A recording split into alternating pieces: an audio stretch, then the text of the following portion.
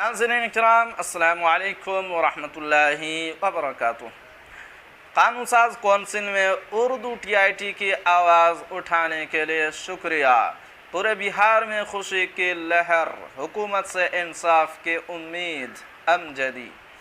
पूरी खबर से पहले आपसे गुजारिश कि अगर आप हमारे चैनल पर नए हैं तो हमारे चैनल को ज़रूर सब्सक्राइब कीजिए और बेल आइकन के घंटे को भी ज़रूर दबा दीजिए, क्योंकि मैं आपके लिए इसी तरह की खबरें लेकर आता रहता हूं। अब चलते हैं खबर की तरफ। पटना।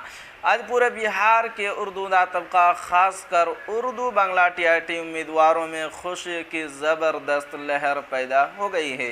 पूरे बिहार के उम्मीदवारों ने अपने मुअज़्ज़ज़ रहनुमा मसीहाए उर्दू हज़्ब इख्तिलाफ के साबिक लीडर MLC प्रोफेसर गुलाम गौस, हरदिल अजीज़ MLC डॉक्टर खालिद अनवर और यूथ RJD के बिहार रियासती सदर MLC कारी सोहेब का दिल से शुक्रिया अदा किया, जिन्होंने 12,000 उर्दू TIT मुतासिर उम्मीदवारों के दर्द को कानून साज कौंसिल में बेबाकी के साथ वज़ीर आला नीतीश कुमार और दीगर वज़ीर के सामने पेश किया।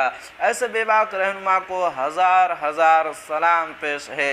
आली बिहार उर्दू बांग्ला TIT संघ के रियासती सदर मुफ्ती हसन रजा अमजदी ने कहा है कि जिस वक्त उर्दू TIT की आवाज़ कौंसिल में गूंज रही थी, उस वक्त उर्दू तबका और उर्दू TIT उम्मीदवार TV पर सब कुछ देख रहे थे। ऐसा लग रहा था कि अल्लाह ने उम्मीदवारों के दर्द को शेरदुल रहनुमाओं के दिल में डाल दिया है। पूरे बिहार के 12,000 वालिदैन के हाथ दुआ के लिए उठ गए। इंशाअल्लाह हम पूरे बिहार के उम्मीदवार हुकूमत और वज़ीर आला नीतीश कुमार से इंसाफ की उम्मीद रखते हैं। हमें उम्मीद है कि तमाम रहनुमा वज़ीर आला और नायब वज़ीर आला से जल्द मुलाकात करके रिज़ल्ट जारी करवाएंगे। कानून साज कौंसिल में वज़ीर तालीम का जवाब बहुत ही मुस्बत आया। वज़ीर आला का मंशा साफ़ है, वो 12,000 उम्मीदवारों के साथ ज़रूर इंसाफ करेंगे। ये पूरे बिहार के उम्मीदवारों को मुकम्मल यकीन है।